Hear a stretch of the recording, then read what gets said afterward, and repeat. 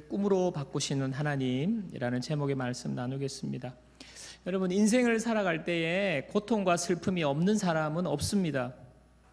하나님께서는 왜 고통을 허용하실까요? 우리 인간의 지혜로는 왜 사랑의 하나님이 이렇게 고통을 허용하시는지 우리가 다 알 수 없습니다. 명확하게 알 수 없습니다. 그러나 분명한 것은 우리가 성경을 볼 때에 하나님께서 고통을 통해서 하나님이 일하시는 때가 굉장히 많고, 한 사람의 고통으로 시작되는 일들을 통하여서 하나님의 뜻을 펼치시는 그런 통로로 사용하실 때가 굉장히 많다는 것입니다. 고통의 긍정적인 면이 너무 많습니다. 아이러니하게도 오늘 본문도 보면요, 한 여인의 고통을 통해서 하나님이 어떻게 일하시는지를 잘 볼 수 있는 본문입니다. 사무엘상 1장 1절 2절 보십시오. 에브라임 산지 라마다임 소빔에 에브라임 사람 엘가나라 하는 사람이 있었으니 그는 여호람의 아들이요 엘리후의 손자요 도후의 증손이요 숲의 현손이더라. 그에게 두 아내가 있었으니 한 사람의 이름은 한나요 한 사람의 이름은 브닌나라. 브닌나에게는 자식이 있고 한나에게는 자식이 없었더라. 여러분, 아마 엘가나라는 이름이 낯선 이름이 여러분 소개되고, 또 두 아내 한나와 브닌나가 소개되고 있습니다. 엘가나라는 사람은요, 역대기의 기록에 보면 이 사람에 대해서 조금 알 수 있는데, 이 사람은 레위 지파입니다. 레위 지파는 성전에서 일하는 직무를 맡은 지파 아닙니까? 그래서 요즘 말로 하면 목회자라고 할 수 있습니다. 그리고 레위 지파에서 제사장이 나와요. 그래서 성전에 예배를 섬기는 그 가문이 바로 레위 지파인데, 레위 지파 가문의 지금 엘가나가 그 지파 사람입니다. 목회자의 가정이고 믿음이 대대로 내려오는 믿음 좋은 가문의 성전을 섬기는 풀타임 사역자라고 할 수 있습니다. 그런데 그에게 아내가 2명이었더라. 여러분, 첩을 두었다는 거예요. 레위 지파의 사람이 첩을 두었습니다. 기가 찰 노릇 아닙니까? 여러분, 이 정도면 레위 지파가 첩을 둘 정도였으면 그 당시에 보통의 이스라엘 백성들은요, 이것이요 비일비재했다는 거예요. 더 했으면 더 했지. 영적인 상황이 엉망이었다라고 알 수 있습니다. 이 배경이 된 시대는요, 사사시대예요. 여러분, 사사시대에 대해서 지난주에도 설명해 드렸는데요, 영적인 암흑기가 바로 사사시대입니다. 하나님의 백성이 하나님의 백성답게 살지 못하고 세상 사람들과 똑같이 사는 거예요. 똑같이 그냥.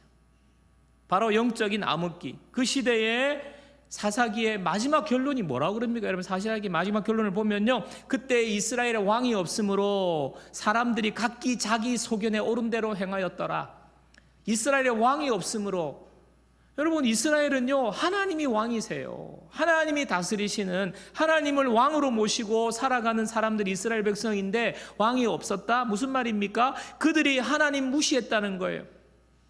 자기 마음대로, 자기 생각대로, 자기 뜻대로 내가 왕이야 라고 생각하고 사는 거예요. 마음대로 사는 거예요.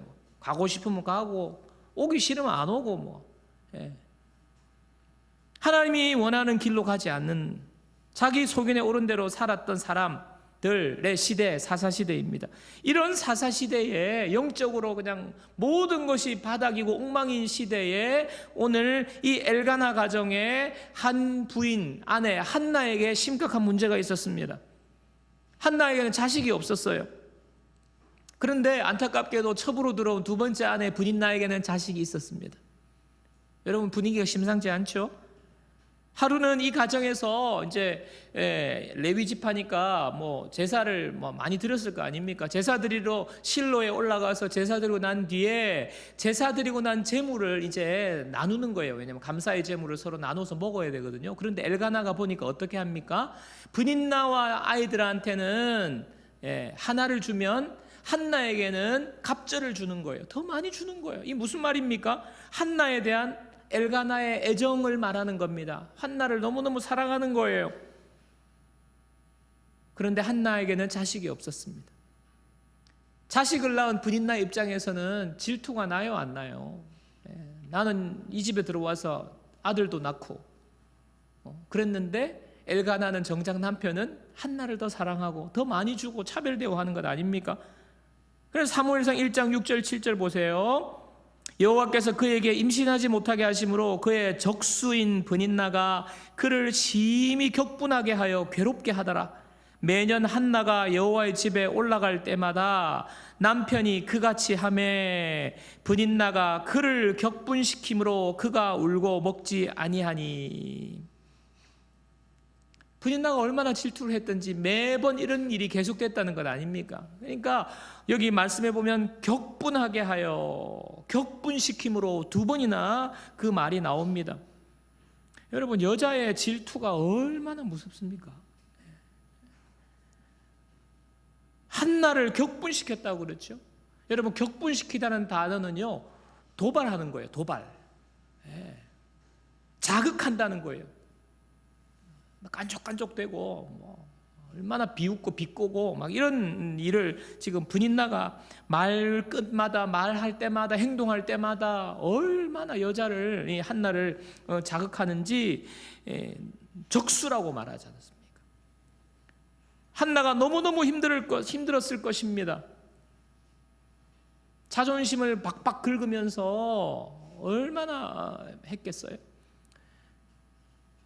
이 브닛나 때문에 한나는 너무나도 괴롭고 힘든데, 또 하나 더 그녀를 정말 힘들게 한 것은요, 그 당시에 여자가 아이를 못 낳는다 할 때, 뭐 요즘은 우리가 뭐 여러 가지 환경 때문에 자식을 못 가진다고 할 때 뭐 그렇게 뭐 이야기하지 않지 않습니까? 그런데 그 당시에는요, 사회적으로 많은 사람들이 여자가 자녀를 못 낳으면 하나님이 그 여자 저주했다고 말하는 거예요. 하나님으로부터 버림받았다고, 그냥 아예 저주받은 사람으로 그 사람을 판단하기 때문에 여성으로서 아이를 못 낳는 것은요, 너무너무 수치고 괴로운 것이고 힘든 거예요. 이런 이중적인 고통 속에서 한나는요, 날마다 그래서 보면요, 오늘 읽은 본문에 보면 마음이 슬픈 여자라, 늘 마음에 슬픔이 있어요.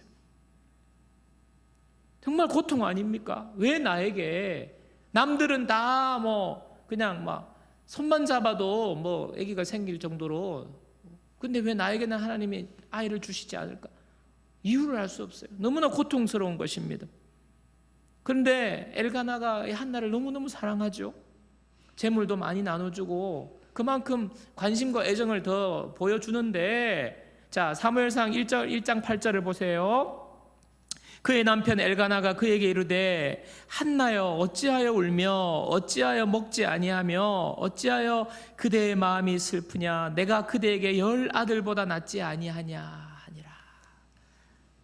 한나에게 지금 한나가 얼굴이 늘 슬프고 눈물이 있고 먹지 않으니까 왜 그러냐고, 여보 그러지 말고 뭐 좀 먹으라고. 여보, 당신에게는, 나는 당신을 제일 사랑해. 당신밖에 없어. 물론 브닛나가 있지만 그래도 나의 첫사랑, 내 마음은 당신에게 가 있어. 내가 당신에게 10 아들보다도 더 낫지 않냐고, 내 사랑이면 되지 않냐고 지금 이렇게 말하거든요. 여러분, 누가 뭐 회중에서 지금 내내 그랬는데, 여러분 괜찮은 남편이에요. 그런데 우리 여성분들의 입장은 다릅니다. 남자가 이렇게 달라요. 맞는 말이에요. 바른 말이에요. 머리로는 정확한 정답이에요.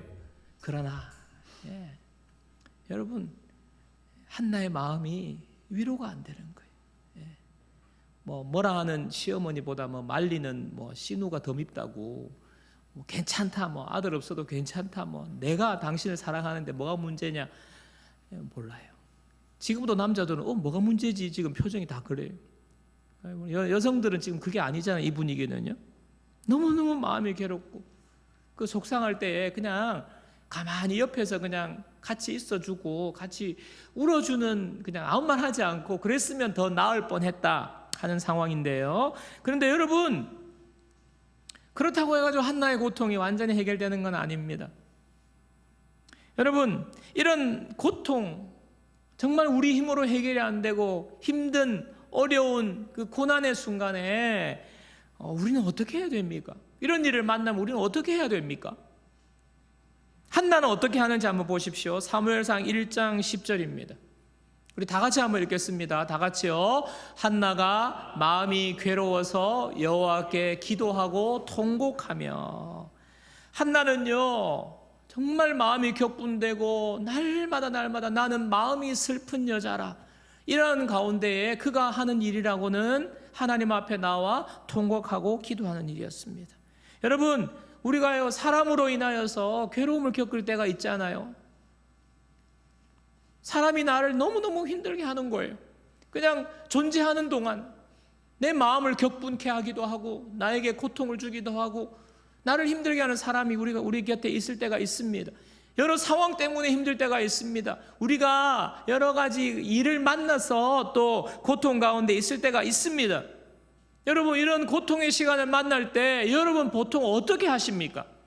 직장에서 고통스러운 상사와 함께 직장 생활할 때 여러분 어떻게 하십니까? 무엇을 하십니까?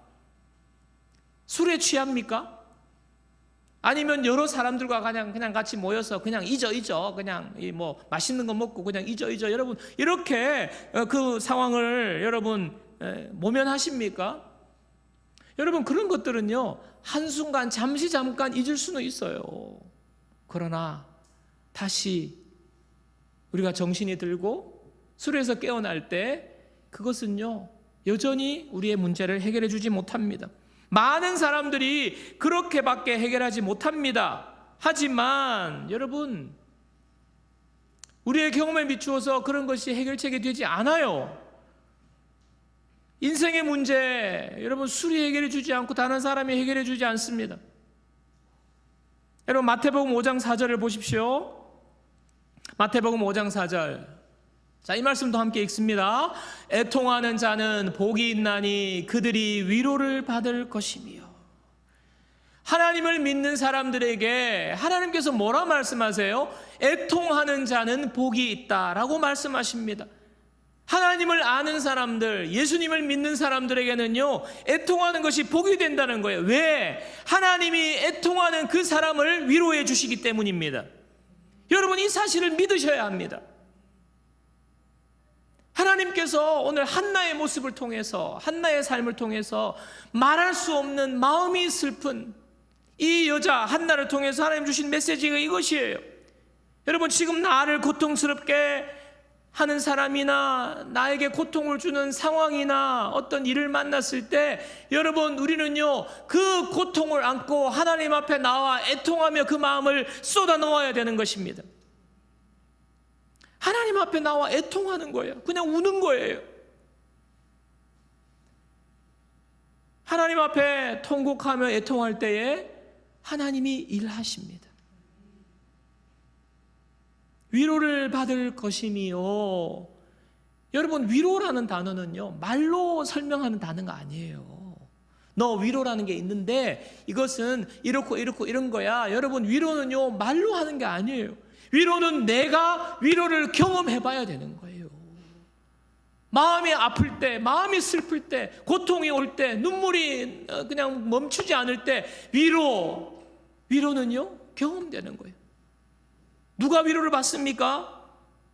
하나님 앞에 나와서 애통하는 자. 통곡하며 기도하지 않고서는요 위로의 경험이 일어날 수 없는 거예요.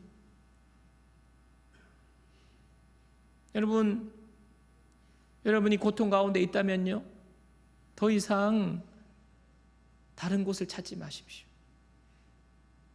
더 이상 참지 마십시오. 그 고통을 방치하지 마십시오. 하나님 앞으로 나와서 통곡하며 기도하십시오. 남들이 없는 곳에서 할 수 있잖아요. 교회 이렇게 성도님들 보면 남들 앞에서 이렇게 약한 모습 잘 못 드러내는 분, 특히 남자들, 경상도 남자들, 저도 충분히 이해합니다. 그런데 여러분, 많은 사람들 앞에서 통곡하라는 말이 아니라 하나님 앞에서 애통하는 자, 하나님의 위로와 하나님의 일하시는 역사가 일어날 줄 믿습니다. 여러분, 기도하는 자, 하나님 앞에 나오는 자에게는요 고통이 애통으로 바뀌고요 애통이 위로로 바뀌게 됩니다. 더 놀라운 것은 애통하는 자에게, 고통 가운데 애통하는 자에게 하나님의 위로가 임할 뿐만 아니라 위로로 끝나지 않고 하나님께서 우리를 고통 속에서 기도하는 우리를 통하여서 하나님이 놀라운 일을 시작하시는데, 그게 뭐냐면 하나님의 꿈을 펼치시는 그 계기가 되도록 하나님께서 역사하시는 거예요. 이게 정말 우리에게 주시는 축복입니다.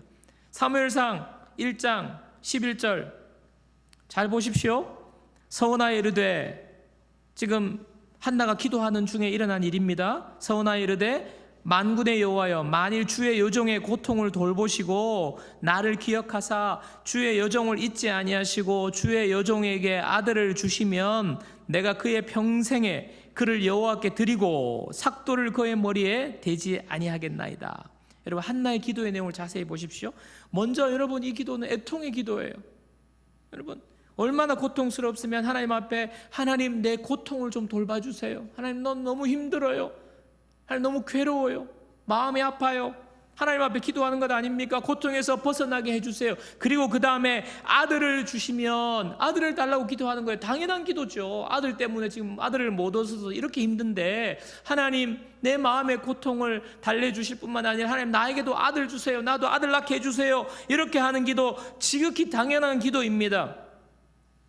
그래서 아들을 얻게 되면 여러분, 많은 사람들이 여기까지 기도해요. 고통이 있으면 하나님 너무 괴로워요, 힘들어요, 멍멍 울면서 하나님 뭐 고쳐주세요, 회복시켜주세요, 아들 잘되게 해주세요, 딸 잘되게 해주세요, 딱 거기까지 기도하는데, 여러분 한나도 마찬가지 아니겠습니까? 아들만 낳게 되면 완전히 역전되는 것 아니에요. 고통도 끝이 나고 남편도 자기를 이미 사랑하고 있기 때문에 이제는 완벽한 겁니다. 그럼 어떻게 해야 돼요? 아들 딱 낳으면요 바로 분인나 부르는 거예요. 분인나고 맞짱을 뜨는 거죠.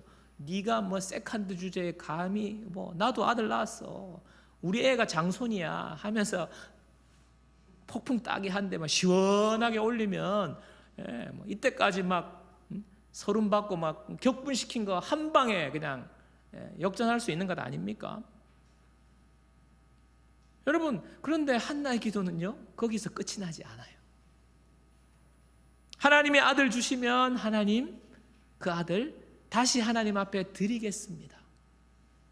삭도를 그의 머리에 대지 않겠다는 것은요 나실인이라는 거잖아요. 나실인으로 구별하여서 하나님의 사역자로 그냥 하나님 앞에 바친다는 거예요. 내 아들 아니라는 거예요. 떠나보낸다는 것입니다. 귀한 아들을 얻어가지고 지금 앞으로 노후나 미래를 지금 도모해야 될 텐데 다시 하나님 앞에 드린다는 거예요. 이런 놀라운 기도하게 됩니다. 여러분 이 기도가 그냥 한나가 어떻게든 하나님 아들 달라고 하나님 앞에 아부하는 것입니까? 그런 거 아닙니다. 여러분, 이 기도의 응답으로 태어난 사람이 바로 사무엘이에요. 사무엘은 이스라엘의 마지막 사사입니다. 하나님 앞에 귀하게 어릴 때부터 구별되어 드려서요, 이 사무엘을 기점으로 인해서 사사시대가 끝이 나고요, 하나님께서 이 이스라엘을 회복하는 일이 일어나는 것입니다. 사울왕과 다윗왕을 기름 붓는 이 놀라운 하나님의 영적인 그 회복에 귀하게 쓰임받은 인물이 사무엘이거든요. 바로 이 사무엘입니다. 실제로 하나님 앞에 놀랍게 드리는 아들이 되었는데요. 여러분, 한나가 자식이 없어가지고 얼마나 기도했겠습니까? 마음이 슬픈 여자라, 괴롭고 격분될 때마다 하나님 아들 주세요, 하나님 나는 왜 아들이 없어요? 얼마나 기도했겠어요? 한두 번 기도한 게 아닐 것입니다. 그런데 그 고통이 극에 달하고 상황이 변하지 않고 아무런 일도 생기지 않고 그 고통의 시간이 아마 굉장한 시간 동안 계속되었을 것입니다. 그러나 그 시간 동안에 한나는 계속 애통하면서 기도하고 쌓이는 그 기도가 쌓이면서 일이 일어나는데 놀라운 일이 일어난 것입니다. 그것이 무엇인지 여러분 아셔야 돼요. 그게 뭐냐면 바로 하나님과 마음이 통한 거예요. 사무엘상 1장 15절 보십시오. 한나가 대답하여 이르되 내 주여 그렇지 아니하니이다. 나는 마음이 슬픈 여자라 포도주나 독주를 마신 것이 아니요 여호와 앞에 내 심정을 통한 것뿐이니이다. 여러분, 통하였느냐? 이거 아닙니까? 서로서로 통하는 건 아닙니까? 한나는 기도할 때에 하나님, 저 아들 없는 거 아시죠? 저에게도 아들 주세요. 저의 눈물 아시죠? 내가 얼마나 고통스러운지 하나님, 저의 고통을 아시죠?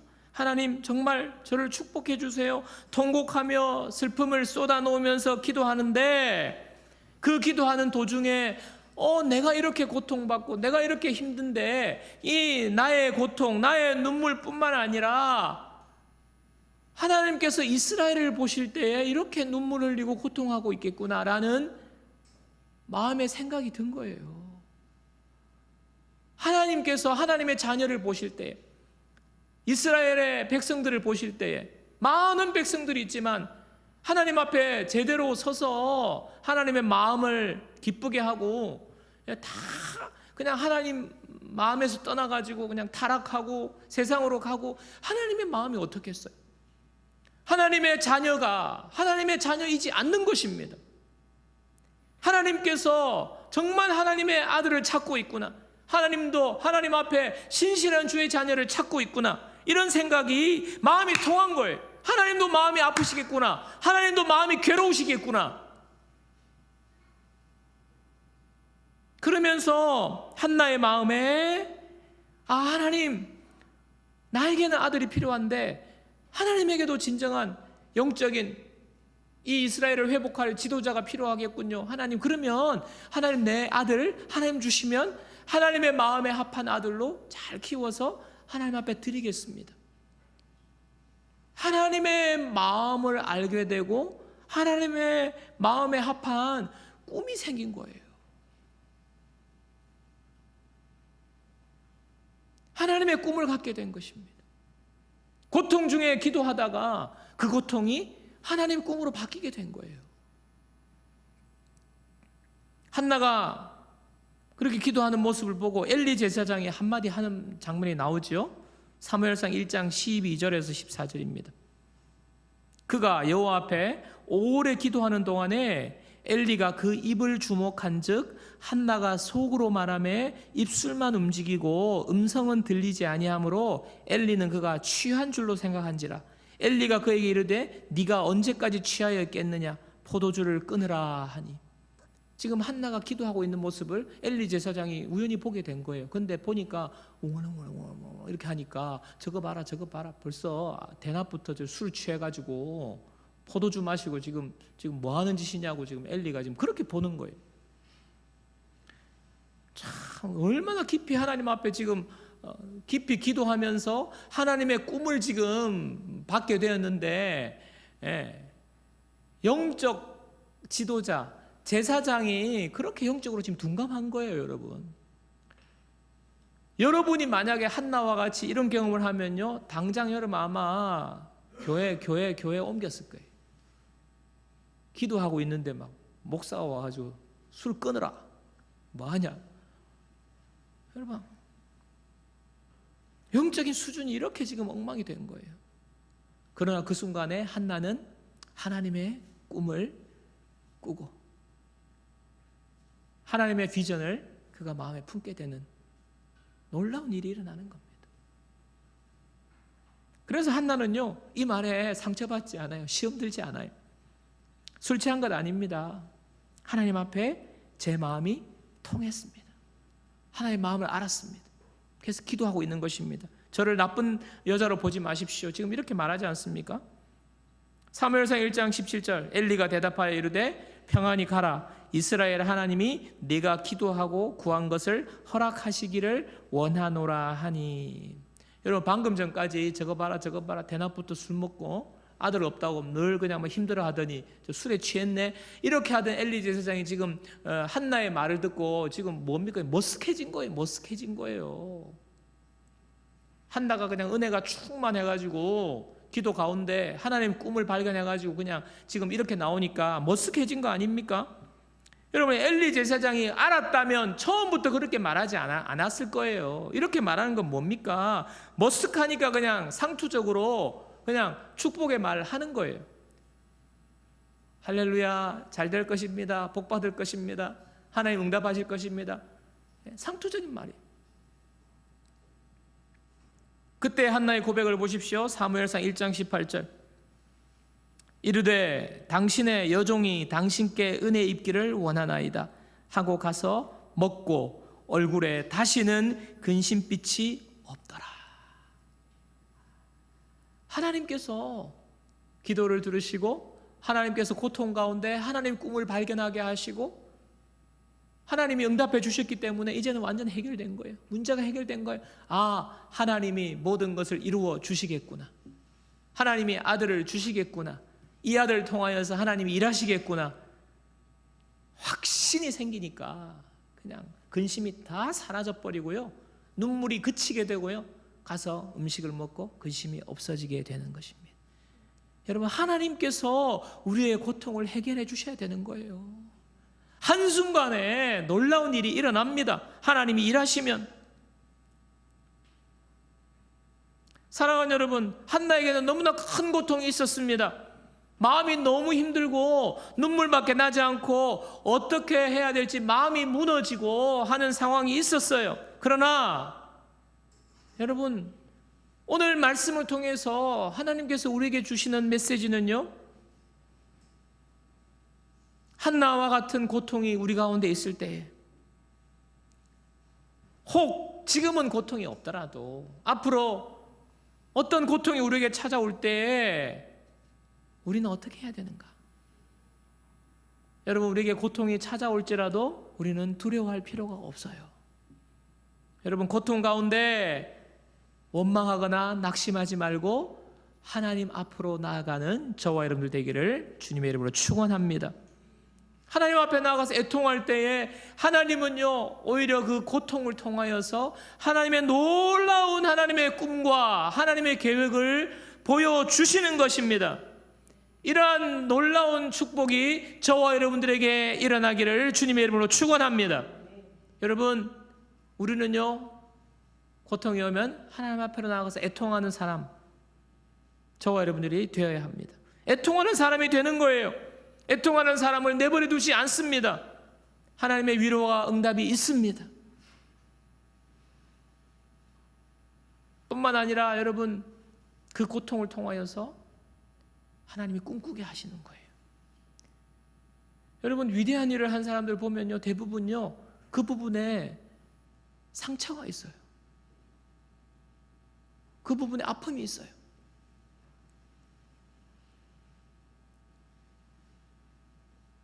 여러 가지 사고와 어려움으로 자녀를 잃은 부모님 보니까 그 부모님이 사고로 자녀를 잃은 뒤에 뭘 하느냐 하면 안전에 관한 많은 사람들에게 그 자기 자녀와 같이 똑같은 일을 겪지 않도록 하는 그런 또 사회 운동을 펼치는 사람도 있고요.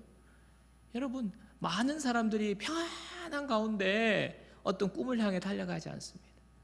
실패를 통하여서, 고통을 통하여서 고통이 꿈이 되는 거예요. 하나님께서 지금 한나를 통해서 이 일을 하시는 것 아닙니까? 한나의 고통이 꿈이 되는 거예요. 하나님의 꿈이 되는 거예요. 여러분이 지금 겪고 있는 고통을 통해서 하나님께서 놀라운 꿈을 주실 줄 믿습니다. 믿음으로 바라보는 거예요. 우리가 기도할 때 우리의 고통은요, 꿈의 씨앗이 됩니다. 말씀을 정리하겠습니다. 여러분, 우리의 지혜로 고통이 이해가 되지 않지만 그 고통으로 인하여서 하나님의 위로가 있을 거예요. 여러분, 이때까지 어디서 위로받았습니까? 하나님께 나아가서 위로받으라고 하나님이 우리를 부르시는 거예요. 고통 가운데 하나님의 위로가 충만하게 임할 것입니다. 그리고 우리가 더 큰 꿈을 꾸기 원합니다. 이 고통이 하나님의 꿈을 이루는 씨앗이 될 줄 믿습니다. 하나님이 한나에게 하셨던 것처럼 우리의 삶에도 고통이 하나님의 놀라운 꿈을 이루는 그 통로가 되기를 원합니다. 저와 여러분들의 기도가 되기를 간절히 바라고요. 이러한 우리의 모든 삶의 고통 가운데 고통이 변하여서 꿈이 되고 꿈을 통하여서 하나님 앞에 영광 돌리고 하나님 앞에 쓰임받는 그런 귀한 우리 넘치는 교회 성도님들 되시기를 주님의 이름으로 축원합니다.